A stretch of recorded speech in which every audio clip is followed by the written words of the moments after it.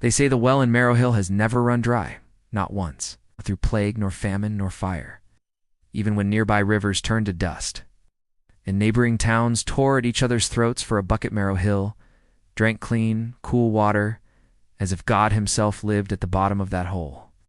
But not everything that feeds you is holy. Some say the well was dug by monks in 1261.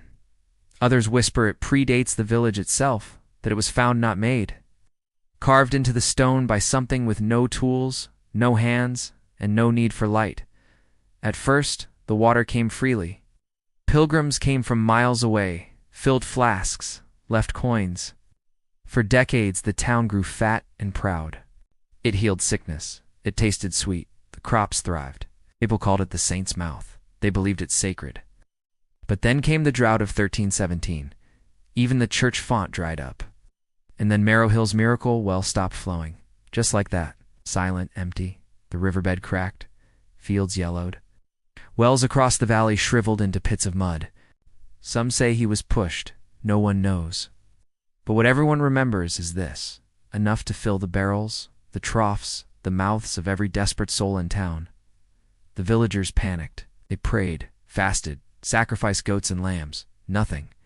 Until one day, a boy named Willem, sickly and wild-eyed, fell in. Some say he jumped. The water returned. Overnight, the bucket came up full, cold, clear. At first, they said it was coincidence, providence, a test of faith. But then it happened again. 3 months later, shepherd's dog went missing. And once again, the whalebone dried the day before was overflowing by morning. Then a cat, then a pig. By the time the second drought came in 1340, no one questioned it. The old, the sick, the unwanted gently, discreetly chosen, never publicly, never twice from the same family. It was civilized, they said, better than starving, better than war. The well wanted something, and as long as it was fed, it gave. The villagers built rules. They called it the offering day. A vote would be held, a pact. And in Marrowhill, tradition is survival. Sometimes it was animals. Sometimes wasn't. No grave was ever dug. No name ever spoken. But the water kept coming. It's always just enough. Bold, unafraid, nodded, listened, sent by the bishop to investigate whispers of pagan rites and vile sacrament. People stopped asking questions, called it a throat of hell that drank not water but souls, stopped naming their animals, stopped having more than 2 children. They said it was tradition.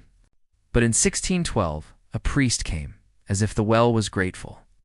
Father Thorn, young he preached, fire, condemned the well. The village smiled. Then, in the middle of the night, he disappeared. No one searched. The next day the water ran clearer than ever before. The bishop never sent another. They say the well never speaks, not in words. But if you lean over to far past the rope, past the stones, slick with moss, you might hear breathing, deep, slow, like something ancient, asleep, but dreaming. They called it the hunger, quietly only among kin. Outsiders were never told. If a merchant asked, they laughed it off. Just a name, old superstition. By the 1700s, no one in Marrowhill called it the saint's mouth anymore, but the rituals continued. A sheep here, a runt there, a vagabond perhaps, a thief, they'd say. Someone no one would miss. The rules remained sacred. Never feed twice in one season. Never offer in anger. Never speak of it in the open. He was 13 when he found the ledger, the one in the chapel basement. Behind the loose stone, names, dates, and a symbol like a mouth with too many teeth drawn beside each. But rules are only strong when belief is, and in 1746, belief cracked. There was a boy named Caleb. He was different shart, curious, always asking why. Caleb brought it to his father. His father burned it that night. 3 weeks later, the well went dry. People panicked. Accused Caleb, said he broke the pact, disrespected the offering. His father begged, pleaded, swore he'd raised a faithful son. She made notes of the village layout, the unusual placement of homes around the well, the absence of grave markers older than a century. But by the next sunrise, the village awoke to find Caleb's shoes neatly placed beside the well. The rope damp, The bucket full again. His name was never spoken after that. Even his mother stopped saying it in sleep. In 1793, a traveling scholar passed through. Elodie Durant, a cartographer and skeptic. She asked questions no one wanted to answer. Why did the well never overflow? Why did the water never run off? Elodie was never found. Only her satchel left beside the well, containing her maps, each of them meticulously drawn. Why were the animals here so quiet? The mayor gave her wine. The baker gave her bread. The seamstress gave her a coat. All smiled too much, spoke too softly, but some say they feared the well didn't like competition. She left the next morning. Or tried to. Her horse was found 2 miles out, reins snapped, all except Marrowhill. That one had been torn to pieces. The water was sweeter that week. No one questioned it. They stopped burying the dead near the chapel after that, said the ground was too soft. By the early 20th century, maps began to leave Marrowhill out. Not intentionally, just forgotten. Roads warped around it. Rails stopped short. Even census takers listed it as dissolved. A clerical error, perhaps, but no one corrected it. Still, people lived there. Fewer each decade, but still they stayed, tending sheep, drawing water, honoring the pact. In 1967, a group of university students arrived. They were part of a field study oral folklore and regional myths, held by a young professor named Jonas Ketterling, who believed every monster is just misunderstood history. They came with tape recorders, cameras, notebooks, engine warm, tires intact, inside. A full set of labeled tapes, every interview, every question. They were never seen again. The van was found a week later, just outside the woods. Only one recording could still be played. The sound is muffled at first, then crackling, footsteps, whispering, a girl's voice calm, distant. He only drinks when we don't look, Jonas, who does.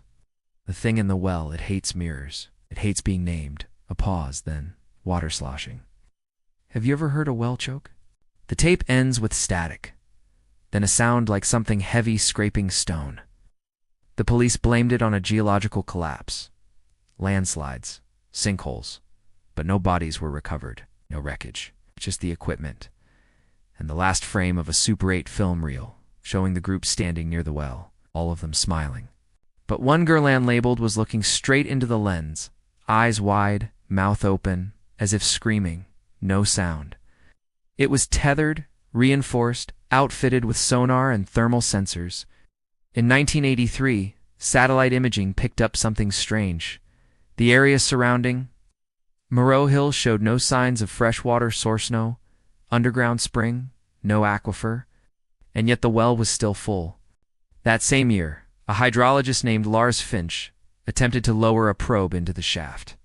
It reached 78 meters. Then the cable snapped. There was no warning, no pull, just gone. Minute 12:13, just before the blackout, the probe captured something impossible. His team reviewed the footage.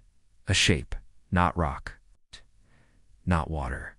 Something moving, as if the village itself was receding like something wounded, pulling back into the dark, pulsing, almost breathing. Finch resigned that night. His notes were never published, but colleagues remember one sentence, scrawled across his final draft, that if you drink it too fast, you'll dream of teeth not your own. If it's not water, then what have we been drinking? By the 2000s, locals had stopped letting outsiders in. The road signs disappeared. The woods grew thicker. GPS failed. But the well remained, and the feeding continued.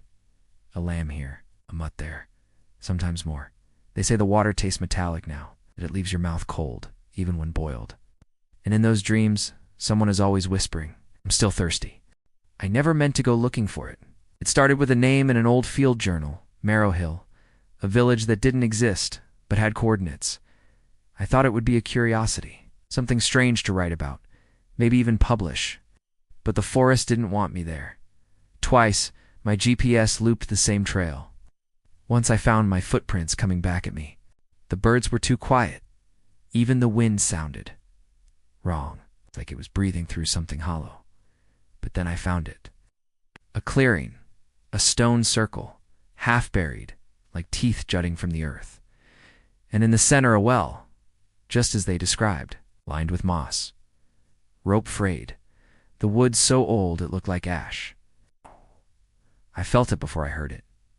A pressure, low, steady, like a heartbeat beneath my feet. No face, just darkness, endless, wet, and a feeling that if I leaned 1 inch further, I'd fall not into water, but into memory. I told myself I wouldn't look, but I did. And it looked back. No eyes, because that's what it drinks. Not blood, not bodies, not names. Stories. Everything you are, slowly sipped away, until not even your mother could recall your voice. I left that night, shouldn't have come. But now, things are changing. 2 days ago, I found a small puddle in my kitchen. No leak, no rain. Just water, cold, sweet. Yesterday, I heard my name whispered from the sink. It wasn't my voice. This morning I checked my birth certificate. My middle name was gone. Then my emails. My author bio, empty. I called my sister. She paused and said, "Do I know you?" And just now, as I write this, I can feel something in my throat. Not choking, not pain, just absence, like I'm being hollowed out from the inside. I tried to burn my notes. The fire wouldn't catch. I tried to say my full name aloud. It caught in my teeth like something I was never meant to keep. So now I'm recording this, not to warn you, not to stop it, but because maybe, just maybe if you hear this, I won't be forgotten. Because the well doesn't kill you, it erases you. It unthreads you from the world like a name scratched off stone. And now that you know, now that you've heard, it knows you too. So if your water tastes different tomorrow, if you hear something moving behind the pipes, if someone close to you forgets your birthday, your voice, your face, don't look in the mirror. Don't say your name out loud. And whatever you do, don't let the well get thirsty again.